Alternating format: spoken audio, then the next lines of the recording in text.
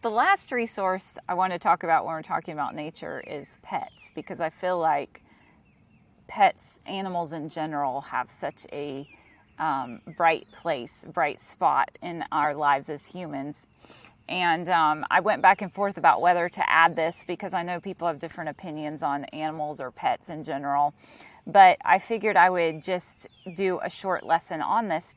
I think it can be helpful for us to gain perspective and even shift our perspective sometimes on how things that God has given us can become resources in our lives.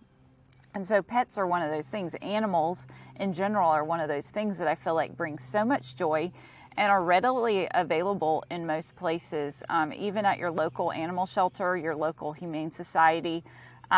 Many times there's just so many animals that don't have homes. And so I figured we would talk about pets as a resource. I know they can also be a lot of work. I've had many pets over the years, much experience with the work of pets, but it can be worth it work. Here's some of the benefits that we can receive from pets. Consistent companionship. Pets are usually always around. If we own one, they're usually around as much as we want them to be, and so we have that consistent companionship with another living creature. And so I know many people who live alone have, pets, multiple pets, and that helps them feel like not so alone. Regulate our nervous system. Pets can help us to ground. I know many people who, when they sit and spend time or cuddle with their pets, they just feel more grounded, that, more safe, more loved, things like that. We don't always have other humans around to touch, but we can have a pet that, a soft, cuddly pet can meet some of that need and be a resource in that way. They bring joy and laughter. If you've ever watched animals for very long, you find their behavior just fascinating and funny. They can be some of the most joyful creatures, and even when they're not joyful creatures, like you could have a grumpy pet, but it's still funny to watch them. And they bring joy and laughter to our lives. They also can bring comfort. There's nothing like having a warm living thing cuddled up on top of you. And so that can be a comfort to us. I know many people that have pets that are in tune with them, in tune with their moods. If they're sad, the pet is right there to comfort them. Pets are actually trained and used as emotional support and even medical support for many people, because they can be so good at reading people, and they can be trained, to be consistent in different things. And so it might be time for you to get a pet. The first thing I would like to suggest, if you are considering this, some of you may already have pets and may have some agreement with me that you need to do your research to figure out what pet may be the best for you. Each breed of each animal is so different. None of them are the same, and even animals in general in a breed will have their own personalities, but there are overall things that happen in certain breeds that could be deal breakers, could not fit in with your lifestyle or with your family or, with the way that your schedule works. Even the way that your space is, you may not have the right, I know some animals need a fence, like they just need to be fenced. So need room to run, that kind of thing. So do your research. We recently got an Australian Shepherd and did not realize one of the things that Australian Shepherds do is they attach to one person, and then they become very loyal and very protective of that person. This Australian Shepherd ended up attaching to my daughter, and she was so adamant about that being her person that she began to be very aggressive toward everyone else in the family. And so we've had to make some adjustments with that and make her more of an outdoor dog because of the problems that we were having with her aggression inside the house. But when I did the research, I hadn't done the research before we got her. And when I did the research after we got her, that was one of the things that kept coming up, is that they are very loyal companions, but they are very choosy. That's why they're called Australian Shepherds. They would attach to the shepherd, and they were there to help with the sheep. So they had a job to do.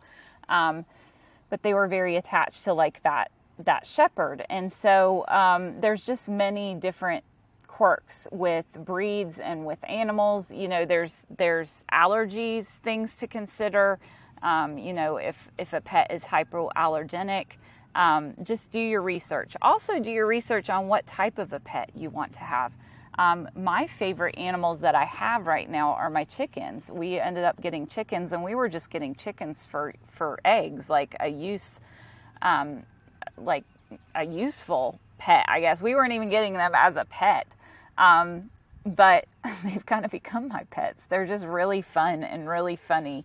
And so there's just different kinds of animals to consider when you're thinking about what kind of pet to get.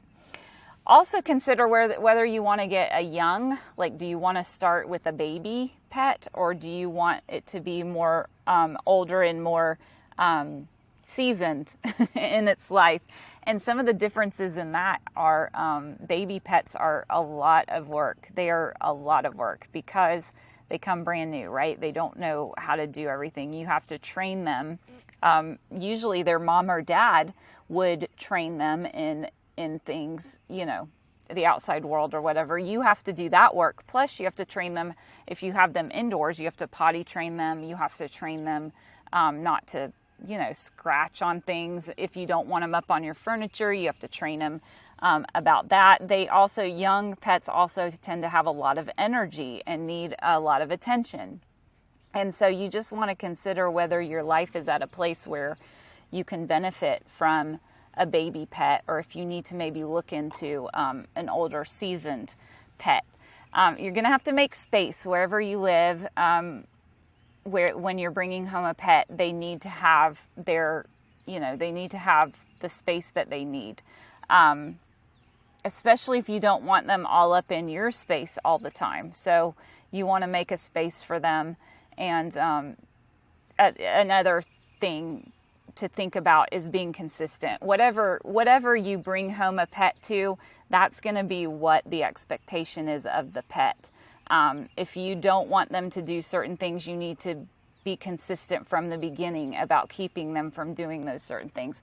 If you want them not to ever have people food, don't give them a taste of people food, because the minute they get that taste, they will be going after your plates until you train them otherwise. And so anyway, whatever rules you decide that you want to have, whatever boundaries you need to create in the beginning, be consistent with those, because otherwise pets are kind of like children. They will gain the upper hand really quickly and be doing whatever they want whenever they want. When I say don't burden others with your pet, I just mean that not everybody looks at animals the same way. I can have a dog that I think is the cutest, most wonderful dog that I've ever, been around, and somebody comes to my house and they don't want anything to do with my dog.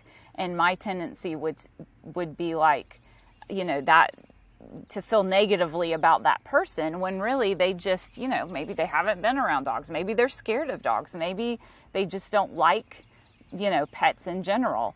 But that doesn't say anything about them as a person. That's just their preference when it comes to, pets or animals. And maybe they will change their mind the more they get to know your pet. But don't put that burden on them to feel the same way about your animal as you do. They probably will not. And so I know sometimes when I go to other people's houses and they have a pet and it's dearly beloved, and you can just tell like it runs the household, and then it's just constantly like jumping up on you and it has no boundaries, and just very quickly you're like, oh, I can't handle this. I know we go to a relative's house and they have a dog, and it's just got this high pitched like squealy bark, and it just gives me a headache almost as soon as I hear it. And I'm just like, oh my goodness. And they don't do anything about it. They just let it bark because, you know, that's their dog. Just be aware of when other people are in the space that your pet is in. Try to, you know, make that a good experience for both parties concerned. But that may be putting some more boundaries around your animal than you usually do when other people are around. Take time to enjoy your pets. Like, sit and watch them. Be intentional about it. Just take time to observe them and what they enjoy and what they like.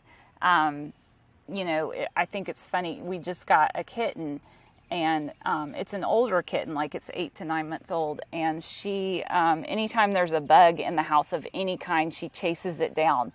And she's like killing these bugs, which I think is spectacular. I'm like, you can do that for me all day long, every day. Especially if it's a roach, like feel free, just kill it. But it's so fun just watching her, the way that she just stares and knows where the bug is at. Like, she just has great instincts, and then she catches it. Even if it's a flying bug, a lot of times she'll catch it. So it's just enjoyable. You know, you find a lot of joy in watching your pets. And so take time to do that. Some supplies you might need. People with experience. If you're thinking about getting a certain pet or getting a certain animal for any reason, talk to somebody who already has that type of animal. This is easy to do with social media. There's all kinds of Facebook groups, probably for every breed of dog or cat or bunny or what. There's probably a Facebook group for anything, lizard, hamster, whatever you want to get that could give you more information, or you could ask questions about it. I've found that's the best way to get information. Even going to the pet store, you will not get the same kind of information as you will get from people who have had experience with that particular pet. This is something I did before I got chickens. I did a lot of talking to other people that had them, and so I knew a lot of things about chickens before I even went to the store to buy them. So I didn't have to ask the people there very many questions. I could just ask them some of the basic things so that they would obviously know. Basic pet supplies. My recommendation is that when you get a pet, you start small. You start with just the basic necessities: food, bedding, how they're gonna, how you're gonna handle their bathroom, depending on the pet. Those are the basics. You wait to see how your pet reacts to the environment. Wait to see what needs the pet might have in the environment. Is it a playful pet? Maybe it doesn't like to play as much, so you need like 10 different kinds of toys that it's never going to play with. And then it's trial and error as you add things to your pet. Trial and error, what they like and what they don't like. Now, like I said, you can do some research and find out what the breed tends to enjoy and tends to not enjoy, but you're really going to find that out better. Each pet is unique and has its own unique characteristics. And so you're going to really find that out better from living with that pet for a month or two. And so I would put off, especially any large purchase for the pet, before you really have seen, what's going to work and what's not going to work. You're going to end up spending a lot of money that you really don't need to spend. You're also going to need patience when it comes to animals, just like with people, but animals can be more animalistic. You might want to brush up on those patience skills. That's going to be helpful with any kind of pet. Okay, so this is the last lesson in the nature module, and we're going to move on. But I sincerely just want to encourage you to use nature as a resource. Use the gifts that God has given us outside, out in the world. When you go outside and you look at creation, you look at the things, the trees, the water, the grass, all the ways that this all works together so seamlessly. I think you get a better idea of, how big and put together all of this is. And it reminds me that it's all just designed and intricately, and it all works together so amazingly, and that there is a plan and that there is a purpose, and that's the same for you. And so it can really encourage your heart and your mind to get outside and to enjoy these gifts that we have all around us.